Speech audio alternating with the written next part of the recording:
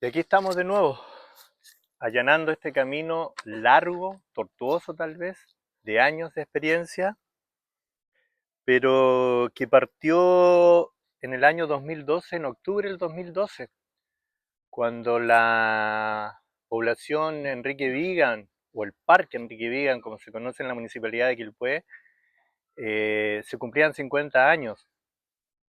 Y se hizo una pequeña ceremonia en la misma población y en ese instante mi papá entregó un librito donde contaba la historia de estos trabajadores, estos obreros, que él era partícipe de ese proyecto y de hecho puso el título del libro que se llama La realidad de un sueño. A finales del 2015 y principios del 2016, en la estación de Quilpué, me encontré con Gabriel Castro Rodríguez y comenzamos este documental. Y este documental es un acto psicomágico que trasciende la historia de una población obrera, una ciudad y su fábrica principal. Es la historia de un reencuentro entre un padre y un hijo que bien podría ser la de cualquiera de ustedes que están al otro lado del espejo. Y este documental tiene una psicomagia, porque fíjese usted que los obreros de la Carosi, que se reunían en, así como en una bajada de una escala, eh, después de sus horarios de trabajo, iban a construir sus casas. Fíjese usted que Gabriel Castro, el director general de este documental, es profesor del Liceo Comercial de Quilpué. Quien les habla, trabajo en una cadena farmacéutica. Fíjese en la psicomagia. En nuestros horarios libres, nosotros empezamos a hacer este trabajo, como que se repetía la historia. Y esta historia también es de la ciudad de Quilpué, donde están involucrados calles, edificios, y Roberto Sánchez, que es un trabajador de la fábrica Carosi que también nos dejó, no alcanzó a ver este final del documental. Él pertenecía al sindicato que todavía existe en la calle Blanco, y él hablaba que cuando estudiaba todos iban al Instituto 94, que hoy es el Colegio Manuel Bulnes. Esa generación que empezó a trabajar en la fábrica, después ellos mismos nos contaban que ellos empezaron a decirles a sus hijos que, más o menos estamos hablando en la década de los 60, donde los padres solían decir, tienes que sacar el cuarto medio. ¿Y dónde terminaban todos?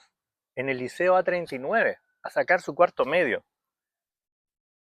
Bueno, el Liceo A39 se conoció en aquella época como el Liceo Cuba Educacional.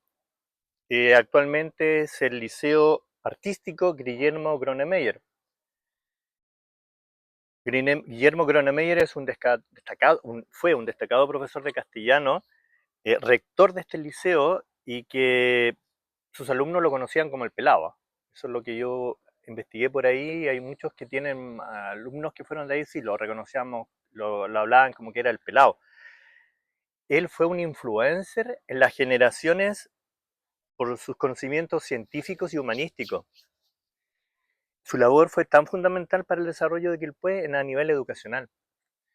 Y hay muchas generaciones que pasaron, porque muchos de estos hijos, que nosotros hablábamos de la generación de 1907 cuando se instaló la fábrica, después vino esta generación del año 40 y después viene esta otra generación que terminaba en su cuarto medio y muchos de ellos también terminaban en la fábrica. Yo hoy me encuentro con una persona que lo conocimos, la historia parece, dice, hay una nebulosa por ahí en el aire. Estábamos con Castro en el Viñamarino, tomándonos unas copas de vino, varias copas de vino, y en un rincón estaba una persona que estaba con sus bemoles, con sus negras y blancas, a través de un pentagrama escribía en re menor, Y esta persona que está a mi lado es hijo de Guillermo Gronemeyer, del que estábamos hablando antes. Por eso yo le hablaba de esta psicomagia que existe en este momento, porque estamos hablando de una ciudad que ha tenido distintos estamentos y me acompaña acá Guillermo Gronemeyer, hijo. Y ustedes se preguntarán, ¿qué hace este personaje acá? Este personaje que está acá al lado, que se acercó en aquella oportunidad entre copas, eh, es editor de libros, es poeta, también cuentista, músico, tiene 2 discos en YouTube que se llaman Armatoste, ha trabajado en bibliotecas universitarias. Ojo, estamos frente a una sensibilidad también, como hablábamos del otro día de los bibliotecólogos, él trabajó en 2 universidades, actualmente trabaja en la Biblioteca Severina en Valparaíso, y nosotros le vamos a agregar, aparte de que tiene esa sensibilidad de él que cuida los libros, también él es músico, y es otra sensibilidad. Guillermo es el creador del grupo que se llama The Living. Le mostramos hace muchos tiempo atrás, hace muchos años atrás, lo que estábamos realizando y él pone el toque musical. Toda la música ha sido realizada a través de Guillermo. Guillermo, Sí, quería... son tus palabras. No, no, yo no dije eso, me desdigo. No, primero una acotación. La música del documental es parte del dúo experimental de Gabriel Castro y el que habla. Entonces la música es de los dos. Entonces yo me siento, en realidad, bueno, estamos aquí reunidos por el tema del documental. Yo me siento, bueno, obviamente del documental porque lo conozco a usted hace años, sobre todo a Gabriel, más tiempo, y he visto y he preguntado muchas veces, y el Félix y el documental existe, también me preguntaba lo mismo, es un mito, una leyenda urbana de Quilpué.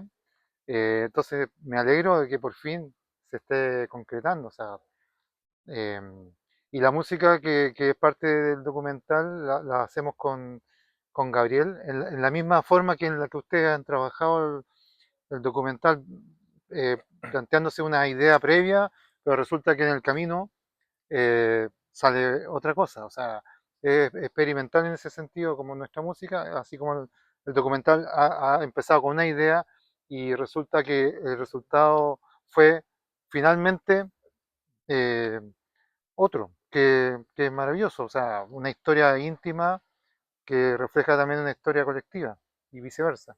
No sé qué fue primero aquí, parece que fue primero lo íntimo hacia lo colectivo o lo colectivo hacia lo íntimo. Es una pregunta que te hago a ti, porque... Bueno, fue todo a través, con una idea puntual.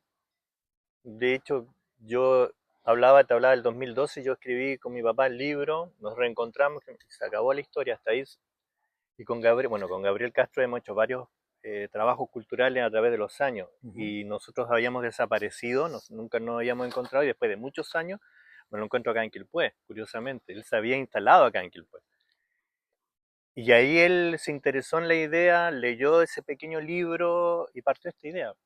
Y yo partía con la idea de hablar de estos trabajadores, estos obreros, que yo siempre tomo el mismo tema, algo que ya no existe en Chile. O sea, el empresario apoyó a los trabajadores, ellos construyeron a su pinta una casa que estoy tratando de investigar, me parece que son de 140 metros cuadrados, Mm, por lo que yo entendí técnicamente. claro, Y claro. estamos hablando de una casa básica de 140 metros cuadrados. ¿Cuánta es la casa actual de metros cuadrados? Una casa básica actualmente, Okay. pero ellos la construyeron. Y hay una de las cosas que se fue desarrollando, por eso yo cuando he hablado yo de allanar el camino, estamos hablando de que han pasado muchas cosas en esto.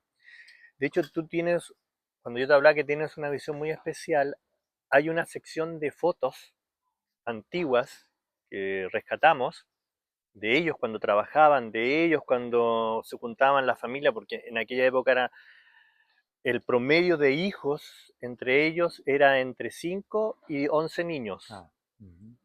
Y tú pusiste una música muy especial, una música muy nostálgica. porque de hecho cuando uno la ve, nosotros regresamos a ese pasado. Y me llamó mucho la atención porque sé que tú tomaste el proyecto, lo viste así en pequeño, cuando estaba muy desarmado, pero te conectaste con esto, te conectaste, porque eres parte de Quilpué. Bueno, en realidad te vuelvo a decir que no es un trabajo personal, es un dúo ¿Mm? con Gabriel. En realidad creo que incluso Gabriel eligió ese tema para que fuera para el documental. Bueno, obviamente tenemos esa sensibilidad visual y también musical y literaria que está todo aquí confabulado. Pero el tema que te preguntaba, sí, me parece que es como que empezó como un tema colectivo, el Correcto. grupo de obreros, esta historia que es muy interesante, que forma parte de Quilpué, pero que en el camino se transforma y se descubre que es la historia íntima de tu padre y tu persona. Entonces, eh, y este feedback, esto va y viene, porque también una cosa lleva a otra. Me parece magnífico. Y en la estructura del documental también me parece muy bueno, eso de empezar con el primer capítulo que la fábrica, me La parece, fábrica, sí. correcto. Claro, habla justamente en el inicio, habla de esta idea general del grupo de carocinos. eh, Luego hay una segunda parte que es la caja. La caja, La correcto. caja. Ahí nos vamos al tema más, que se mezcla lo colectivo, pero con lo íntimo, o sea, la historia particular de tu padre y su memoria.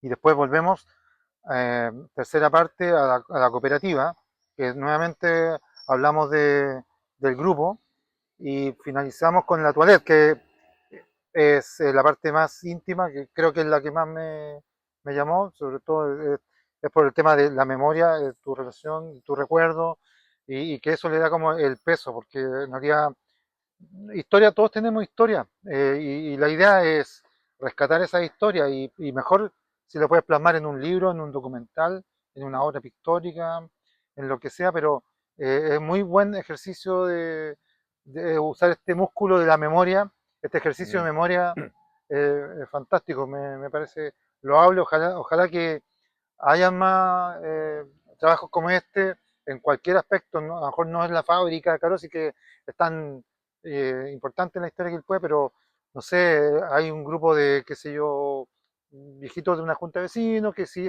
empiezan a hablar, que ahora justamente hablando con otro amigo en otro día, hacíamos también rememoranza y recordábamos cosas y yo dije, o estamos más viejos o estamos tomando las mismas actitudes que los viejitos, pero en realidad es que a lo mejor han pasado años, sí, aunque no seamos tan viejos todavía, bueno, algo nos queda, pero es bueno ejercitar esos recuerdos, traerlos de vuelta, renacer a los, a los que han partido, que veo que al final del documental también se hace memoria, se hace mención de los que han partido, que además, bueno, han pasado tantos años en la elaboración del documental que, claro, fue más el plazo de estos que se fueron, que nos dejaron, incluido Federico, que el gato de Gabriel, donde yo iba a la casa de Gabriel eh, toda la semana o semana por medio, y él se metía, subía los teclados, era casi un trigo.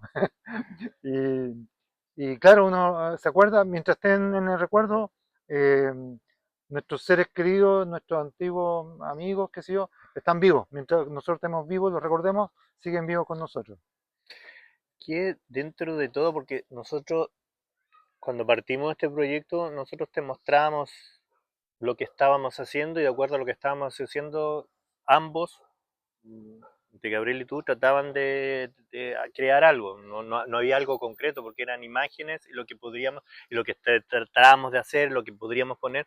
Pero hoy nosotros te mostramos el trabajo final, tal cual como va a salir, tal cual como lo vamos en algún momento lo vamos a estrenar. ¿Qué te pareció la etapa final? Como digo, tú partiste viendo un poco de Frankenstein, eran Sí, pedacitos, sí. pero ahora el Frankenstein está hecho, está concreto, está terminado, Está vivo. está vivo. It's alive. Claro, no, me encanta ver una obra terminada, o sea, propia o de otra persona o amigo o conocido, que concluya algo, que es el cierre, el final, obviamente que es maravilloso.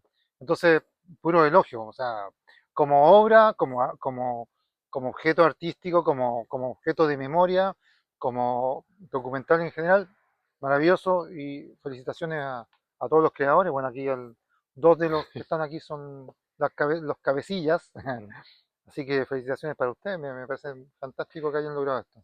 Hay una cosa bien interesante tuya que trasciende en lo que es los padres a los hijos. Eh, Tú has dicho palabras bastante interesantes, pero yo creo que también está detrás la figura de tu padre. Tu padre fue un gran, no sé, bueno, se habla que fue un gran rector del colegio, del Liceo Coeducacional de Quilpué, que en aquellos años se conocía así. Pero tu sensibilidad y de acuerdo a las bases que tu padre te entregó, te formó como persona, y tú estás hablando de algo bien interesante porque estás rescatando la memoria, tanto la memoria de tu padre como la memoria de Quilpué, porque tú eres parte de Quilpué.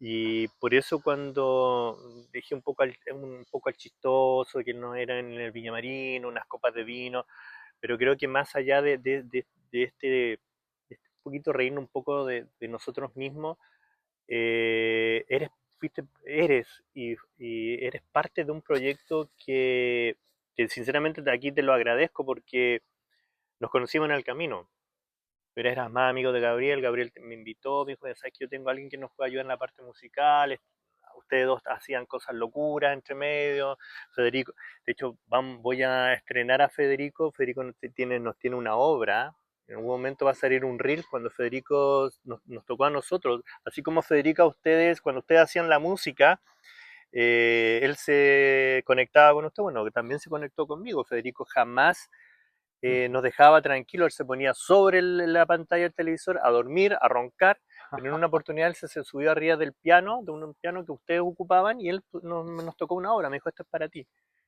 Pero un poco de eso, de la historia, porque una mascota dentro del proyecto, también me gustaría preguntarte, Guillermo, ¿qué te parece la historia de estos señores? Porque hablaste mucho de mí, pero me gustaría saber tu opinión sobre estos trabajadores, sobre estos obreros que, como dije al principio, es el sueño hecho realidad. Bueno, primero son personajes entrañables, me imagino, para su comunidad. Y también hay que tomar en cuenta que en esa época los sindicatos eran muy fuertes, entonces a nosotros nos tocó por Carosi, pero así en muchas otras ciudades hay grandes empresas que tenían grandes masas de obreros, operarios, administrativos, empleados en general, que formaban núcleos que eran importantes en cada ciudad en la que estaban. Así que eh, son, son personajes que vivieron en esa época, que fue fortuito, pero fue el lugar exacto en el momento exacto, con la gente exacta. No cualquier persona también hubiera hecho no sé, organizado este tema de construir las poblaciones. Y una nota al margen, el equipo de fútbol en Enrique Vigan, que estaba ahí en la cancha del hoyo, Ujú. cuando los chicos con mi hermano nos inscribieron en ese equipo y éramos tan malos que duramos poco, no sé si nos echaron o nos fuimos porque dijimos, no, aquí no pegamos. Pero no, linda las poblaciones, la de Enrique Vigan que yo conocí, es cercana a mi casa donde vivíamos con mi papá y mi mamá. Mi mamá todavía está cerca de ellos, vecina. em, y grandes recuerdos de ese entorno y de las personas. Directamente no tuve ningún familiar en la fábrica, pero siempre sí se mencionaba y era importante Carosi, y siempre con la camiseta puesta con Carosi Quilpué, antes que se fuera y bueno, los incendios y todo eso que se fue a la fábrica de Santiago, pero hasta el momento que estuvo en Quilpué era la fábrica de Quilpué. Bien, aquí los dejo con esto porque en el fondo es verdad. En cualquier momento va a haber un reestreno. Yo los invito. Yo siempre he hablado que tuvimos un traspié con una página, pero ustedes comiencen a buscar documental Los Dos Félix o Después de Dios Carosi, donde va a haber más información al respecto. Se está armando esa página nuevamente, va a salir en Instagram, en TikTok, pero con ese mismo título. Bueno, nos vamos a encontrar en otra oportunidad para decir que en verdad esto existe. Aunque no lo creen, existe.